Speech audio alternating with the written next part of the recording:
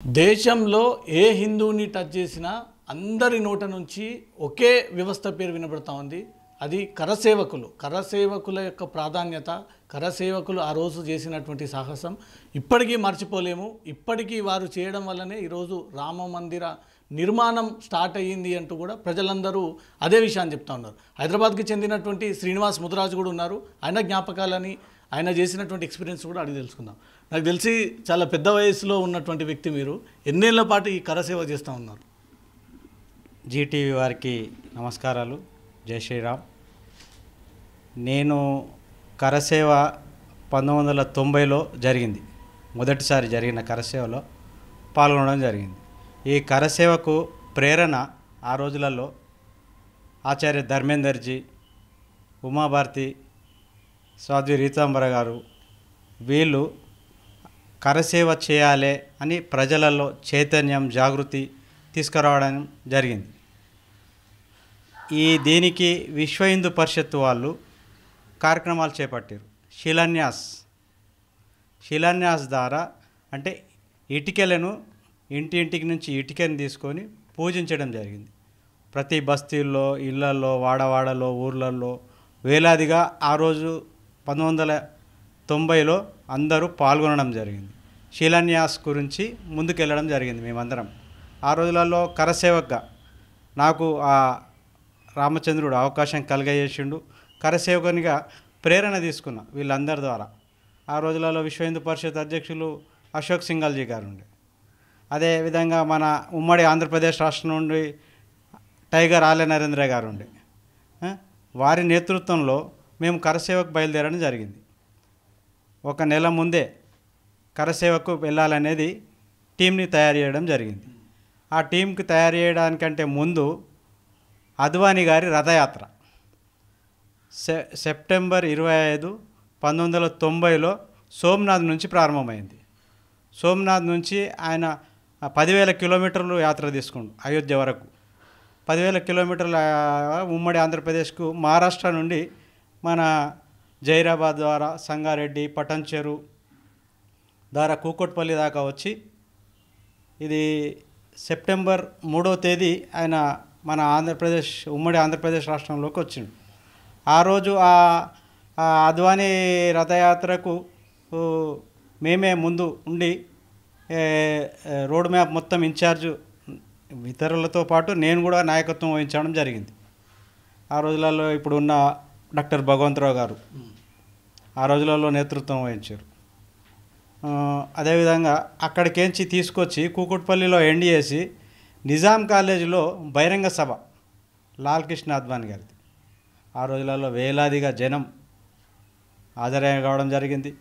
3వ తేదీ తర్వాత కార్యక్రమం ఏంది, అయోధ్యకు బయలుదేరాలి. 30వ తేదీ కరసేవ. ఆ రోజు పండుగలు కానీ ఏవి అసలు వేటిని కూడా పరిగణలోకి తీసుకోలేదు. కరసేవలో పాల్గొనాలి అనేది ఒకటే లక్ష్యం. కరసేవలో పాల్గొనాలి. రామ్లలా మాయంగే మందిర్ వహి బనాయంగే అనే నినాదం. రామ్లాలా అంటే ఇప్పుడు ప్రతిష్ట కాబోతున్న రాముని విగ్రహం, అక్కడంతా రామ్లాలానే అంటారు. బాలరాముని విగ్రహాన్ని రామ్లాలా అనే సంబోధిస్తారు. అప్పుడేంది, ములాయం సింగ్ గవర్నమెంట్, ములాయం సింగ్ అంటారు అక్కడంతా. అప్పుడు ఆ రోజుల్లో ఆయన గవర్నమెంట్ అయోధ్యకే ఊపర్ ఏక్ పరిందా భీ నై ఉడ్ సక్తా అనే మాట తీసుకొని ఆయన మొత్తం దిగ్బంధం చేసిండు. ఉత్తరప్రదేశ్ని మొత్తం కూడా దిగ్బంధనం చేసిండు. మేము ఆ రోజులలో ట్రైన్లలో వెళ్ళిన తర్వాత ట్రైన్లలో కరసేవకులు వస్తారంటే అరెస్ట్ చేయడానికి పోలీస్ బ్యాచ్ టీం వచ్చేది. తెలుగులో మాట్లాడితే వీళ్ళు కరసేవలో పాల్గొనడానికి వచ్చిరనేదే పాయింట్అవుట్ చేసేవాళ్ళు.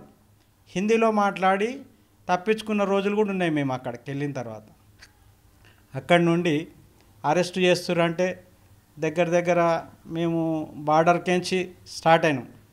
అరెస్ట్ చేస్తురంటే ట్రైన్లన్నీ దిగేయడము, పక్కలున్న గ్రామాలకు వెళ్ళడము. అక్కడ స్థానికంగా ఉన్నవాళ్ళు ఎంతో సహకారం చేశారు. వాళ్ళని అప్రిషియేట్ చేయాలి. ఏ విధంగా అంటే మమ్మల్ని వాళ్ళు కాపాడినందుకే మేము ఆ అయోధ్య కరసేవ పరిక్రమలో పాల్గొనడం జరిగింది. మమ్మల్ని ఎన్నోసార్లు అరెస్టులు చేయడం జరిగింది. అక్కడ ఉన్న స్థానికంగా ఉన్న వాళ్ళు విడిపించడం జరిగింది. విడిపించడం ఏ విధంగా జరిగింది అంటే మమ్మల్ని అరెస్ట్ చేసి తీసుకెళ్ళడానికి బస్సు పెట్టేవాళ్ళు. ఆ బస్సులో మేము బయలుదేరుతూ ఉంటే అక్కడ ఇటుకే చాలా రాయి కంటే గట్టిగా ఉంటుంది అక్కడ ఆ ప్రాంతంలో. ఆ ఇటుకతో ఆ అద్దాలను పగలగొట్టేవాళ్ళు. అక్కడ ఉన్నవాళ్ళు స్థానికంగా ఉన్నవాళ్ళు అద్దాలను పగలగొట్టేవాళ్ళు. సెక్యూరిటీ ఉండేది కాదు, పోలీస్ వాళ్ళు బస్సులో ఎక్కించి తీసుకెళ్ళేవారు. మధ్యలో వాళ్ళు అటాక్ చేసి మమ్మల్ని అందరినీ మళ్ళీ విడిపించేవారు. అద్దాలను పగలగొట్టి జై శ్రీరామ్ అనే నినాదాలతోని మమ్మల్ని అందరూ కొట్టి విడిపించి మళ్ళీ యాజ్ ఇట్ ఈజ్ సేమ్ మళ్ళా రూట్ ఆ రోజులల్లో పొలాల ద్వారా అడవి మార్గం గుండా వాళ్ళు బ్యాచ్ వేస్గా మమ్మల్ని రూట్ తీసుకొని వెళ్ళేవారు. రూట్ ఏంటంటే కోస్ అనేవాళ్ళు అంతే, 2 కోస్ 3 కోస్. మనకేమో కిలోమీటర్ల లెక్క. ఆ కిలోమీటర్లకు కోస్ అని వాళ్ళు తీసుకెళ్తూ ఉండేవాళ్ళు. మాకు దారి తెలియదు. ఆ రోజులలో సెల్ ఫోన్లు లేవు, ఏమీ లేవు. శ్రీనివాస్ గారు, ఇప్పుడు మీరు కరసేవక్ పేరుతో ఇక్కడ నుంచి బార్డర్ వెళ్ళినప్పుడు అక్కడ సిచ్యువేషన్ సంబంధించి మీ దగ్గర ఏమైనా ఎవిడెన్స్ అంటే మీరు గాయాల పాలవ్వడము, ఆళ్ళ నరేంద్ర కింద పడిపోవడము, అప్పుడు మీ పైన కేసులు అవ్వడము, మీరు జైల్లో ఉండడం, ఆ ఆధారాలు ఏమో మీ దగ్గర ఉన్నాయంటారు?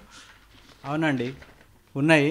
ఆ రోజులలో కరసేవ జాతీయ భావంగా ప్రజ్వలించిన దాంట్లో అశోక్ సింఘాల్జీ ఆ రోజులలో కరసేవలో పాల్గొనడానికి మారువేషంలో రావడం జరిగింది. ఆ మారువేషంలో వచ్చినప్పుడు ఆయన గాయమైంది. ఇది ఫస్ట్ ఫోటో అశోక్ సింఘాల్జీ. ఇది మారువేషంలో వచ్చారు. ఆయన పోలీసు వాళ్ళు దాడి చేస్తే ఆయన గాయాలయ్యి రక్తం చిందించడం జరిగింది.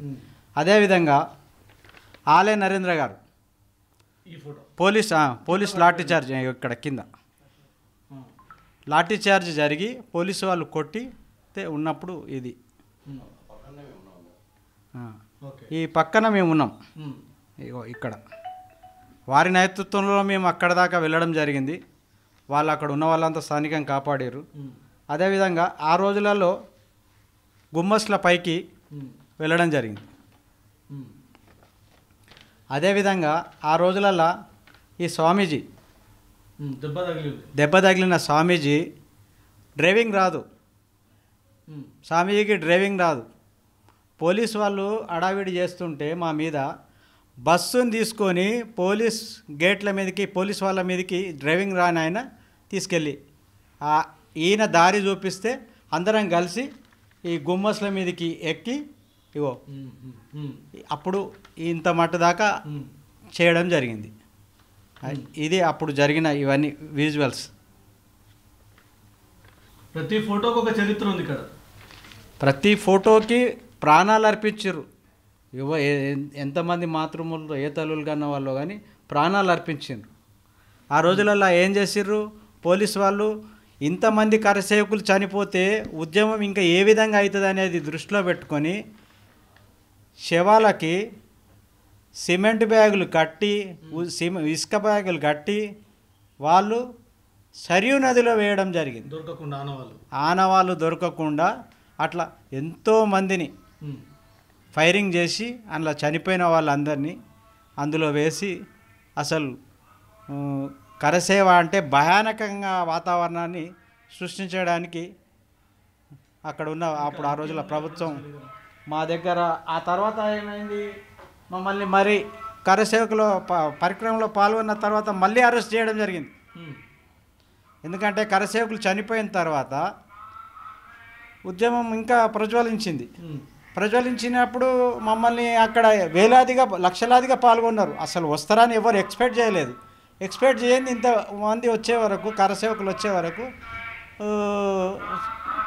మళ్ళీ మమ్మల్ని అందరినీ ఆ రోజులలో అరెస్ట్ చేసి అక్కడ గోదాములు కానీ స్కూల్స్ కానీ జిల్లా పరిషత్ స్కూల్స్ కానీ అన్నీ ఫుల్ అయిపోయినాయి. ఫ్యాక్టరీ షెడ్స్ కానీ అన్నీ ఫుల్ అయిపోయినాయి. జైళ్ళు కూడా ఫుల్ అయిపోయినాయి. అయితే కొంతమందిని మమ్మల్ని అంటే 4 సార్లు 5 సార్లు మమ్మల్ని అరెస్ట్ చేయడారు. 5వ సారి ఇక వీళ్ళు ఈ బ్యాచ్ని వదిలిపెట్టొద్దని వారణాసి సెంట్రల్ జైల్లో వేయడం జరిగింది. ఆ సర్టిఫికెట్లు ఇప్పటికీ నా దగ్గర ఉన్నాయి. నాతో పాల్గొన్న వాళ్ళ అందరివి కూడా ఇంకా ఉన్నాయి.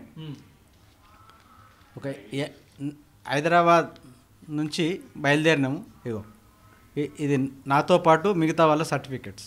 జైల్లో వేయడానికి కేసులు పెట్టి జైల్లో పెట్టి ఎన్ని రోజులు ఉన్నామంటే 29వ తేదీ అరెస్ట్ చేశారు, 30వ తేదీ కార్ సేవ, 8వ తేదీ వదిలిపెట్టడం జరిగింది. వచ్చే నెల నవంబర్ 8వ తేదీ వదిలిపెట్టారు. నవంబర్ 8వ తేదీ వదిలిపెట్టారు.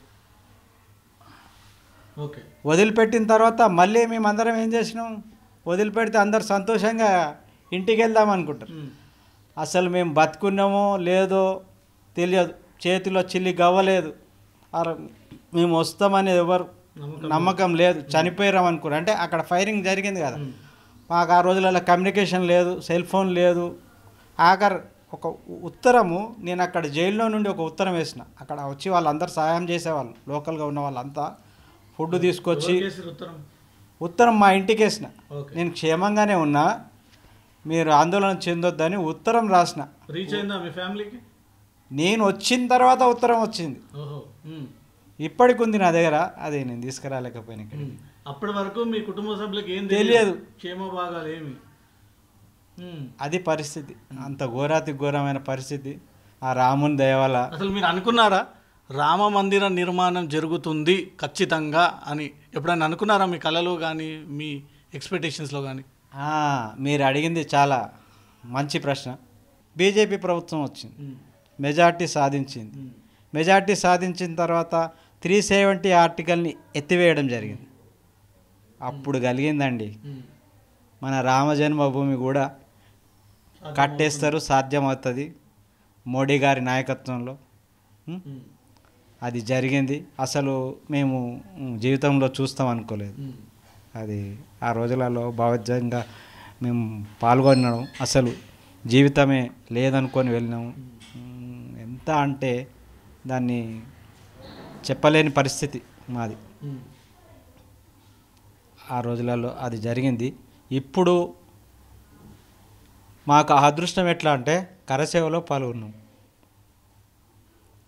రెండోది, మళ్ళీ దాతల ద్వారా రామునికి డొనేషన్ల రూపంలో అందించే కార్యక్రమంలో కూడా భాగస్వాములు.